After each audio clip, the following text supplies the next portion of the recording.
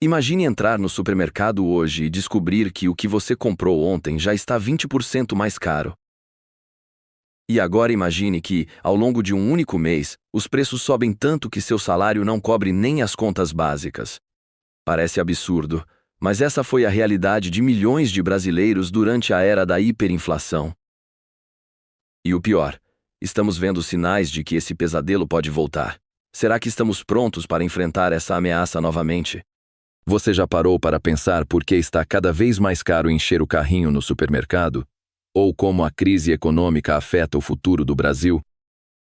Dados recentes mostram que a inflação acumulada em 12 meses aumentou de 4,2% em agosto para 4,9% em novembro. As expectativas dos analistas econômicos para a inflação voltaram a piorar, atingindo 4,6% para 2025 e 4% para 2026, ficando ainda mais distantes da meta de inflação de 3%, corroendo o poder de compra das famílias brasileiras. Mas como chegamos aqui? E mais importante, como sairemos dessa crise? Hoje, vamos desvendar os motivos por trás da alta dos preços no Brasil, analisando o contexto atual, como chegamos até aqui e as possíveis saídas para o futuro. Um vídeo que mistura jornalismo com análise histórica para que você entenda o que está em jogo. Antes de mergulharmos no assunto, aproveite para se inscrever no canal e ativar o sininho. Não se esqueça de curtir e compartilhar este vídeo. Isso nos ajuda a trazer conteúdos ainda mais profundos e necessários para você.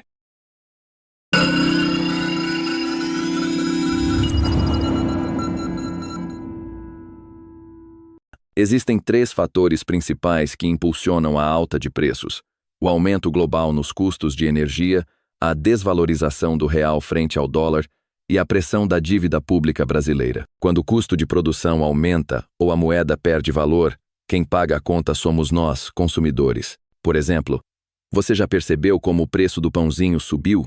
Isso ocorre porque o trigo, em grande parte importado, ficou mais caro com o dólar em alta.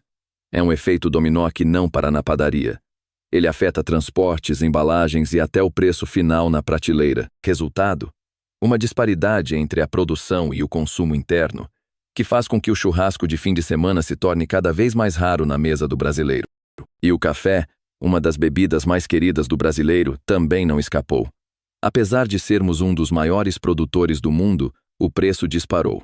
Por quê? A resposta está no impacto das mudanças climáticas e nas geadas que reduziram drasticamente a safra de café no país. A queda na oferta, aliada à alta demanda internacional, faz com que até o cafezinho na padaria pese no bolso. E não podemos esquecer da carne bovina, outro item que se tornou quase inacessível para muitas famílias. Em 2024, os preços chegaram a patamares históricos devido ao aumento dos custos de ração e insumos, além da forte exportação para países como a China. A carne atualmente virou símbolo de ostentação. Como é que é? Aumentou o preço da carne. Você já notou nos açougues que a carne está mais cara? Ao longo de 2024, a alta foi de quase 21%, a maior em 5 anos. E eu tenho mais uma notícia ruim. O preço não vai cair tão cedo. Com isso, o salário do trabalhador não acompanha o ritmo da inflação, e a qualidade de vida despenca, e a população com poder aquisitivo comprometido não gira a roda da economia, gerando uma estagnação na economia, deixando a população ainda mais pobre. E essa realidade, infelizmente, não é novidade no Brasil. O Brasil vive hoje um momento crítico. A alta dos preços afeta desde os itens básicos, como arroz e feijão, até combustíveis e serviços essenciais. Mas o que está causando essa inflação? Vamos entender juntos o motivo desse cenário. A alta dos preços não é algo novo no Brasil. Em nossa história, já enfrentamos diversas crises inflacionárias graves. Nos anos 1980, a hiperinflação chegava a incríveis 80% ao mês, chegando a acumular no ano de 1990 uma inflação de 1.600% naquele ano. Para você ter uma ideia, os preços subiam enquanto você fazia compras. Mas foi o Plano Real, em 1994, que trouxe estabilidade ao nosso dinheiro. Ele acabou com anos de incertezas e fez o Brasil sonhar com uma economia mais sólida. Há 60 dias atrás, uma moeda não comprava nada. Hoje, com uma moeda de R$1, você compra 3 ovos, mais uma xícara grande de leite, mais 2 xícaras de açúcar, mais 2 xícaras de farinha de trigo, mais 2 colheres de sopa de margarina e mais 1 colher de sopa de fermento em pó. Mistura tudo e faz um bolo para comemorar o 2º mês do real. No entanto, problemas estruturais como corrupção, má gestão fiscal e políticas econômicas inconsistentes voltaram a nos perseguir e assombrar o povo brasileiro com constantes altas nos preços, mas nesses 2 últimos anos, essa alta vem se intensificando. Especialmente entre as décadas de 1980 e início de 1990, foi um dos momentos mais turbulentos da história econômica do Brasil.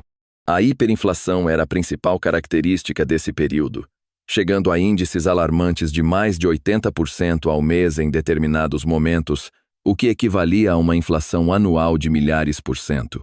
Isso devastava a economia e impactava profundamente a qualidade de vida da população.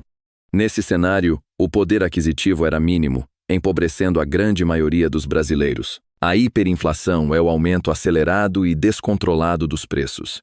No Brasil, isso era causado por uma combinação de fatores. O déficit fiscal era enorme e o governo recorria à impressão de dinheiro para cobrir seus custos. Isso aumentava a quantidade de dinheiro em circulação, mas sem um correspondente crescimento na produção de bens e serviços. As constantes mudanças nas políticas econômicas geravam incerteza, o que desvalorizava a moeda e incentivava aumentos contínuos nos preços. Muitos contratos e preços eram automaticamente reajustados pela inflação do mês anterior, criando um ciclo vicioso de aumentos contínuos.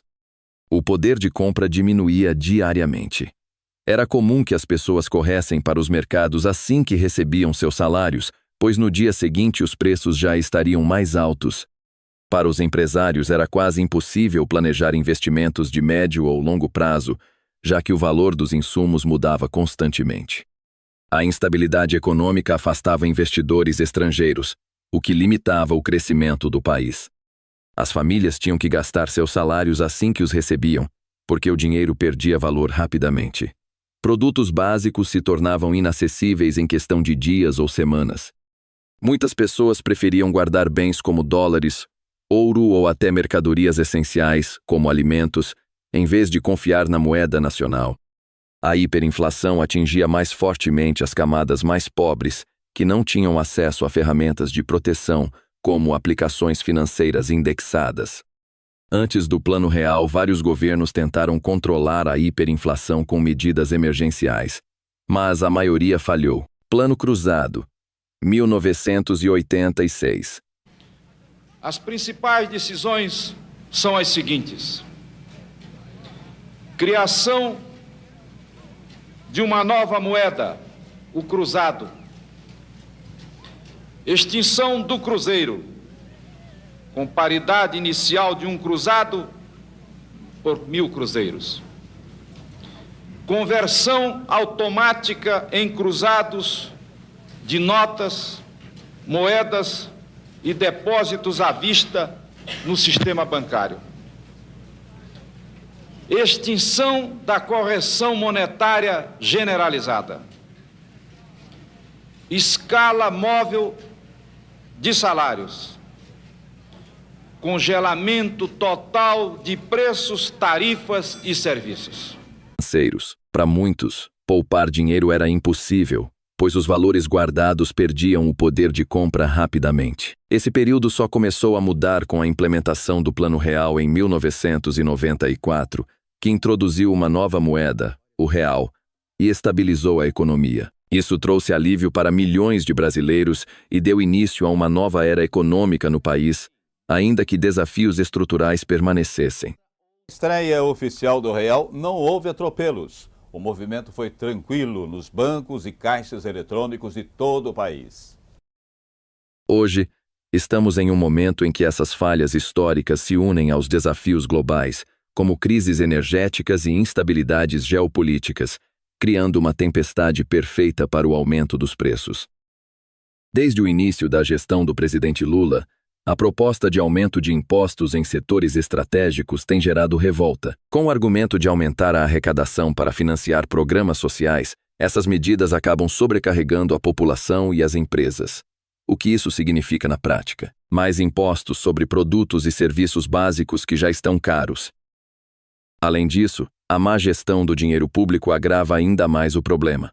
Dados revelam que bilhões de reais são desperdiçados em nada para resolver problemas sociais, obras inacabadas e privilégios para empresas amigas do rei e compra de políticos através de emendas parlamentares para aprovação de pautas do interesse do governo no Congresso e no Senado Federal. Esses recursos poderiam ser destinados a reduzir a carga tributária ou investir em áreas que realmente beneficiam a população, como saúde e educação.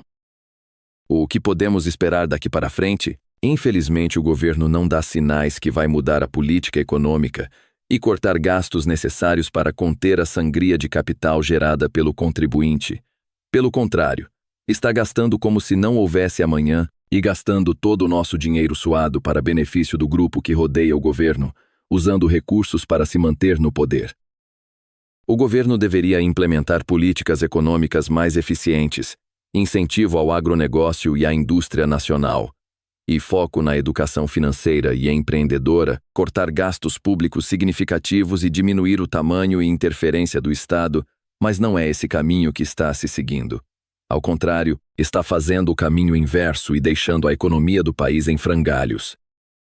Mas, sem ações concretas, a estagnação continuará. A dívida pública crescerá e a desigualdade social se aprofundará ainda mais. Por isso, as decisões na política econômica serão cruciais para o futuro. A alta dos preços no Brasil é mais do que números ou índices, ela afeta vidas, sonhos e esperanças. Mas como vimos, a crise tem raízes profundas e soluções possíveis. A pergunta que fica é: será que estamos prontos para enfrentar esses desafios? Será que nossos governantes vão continuar a gastar dinheiro público onde não deve? Se você acredita que mais pessoas precisam entender o que está acontecendo com a economia brasileira, compartilhe este vídeo e deixe sua opinião nos comentários. Qual solução você acredita que funcionaria melhor para o Brasil? Obrigado por assistir e nos vemos no próximo vídeo.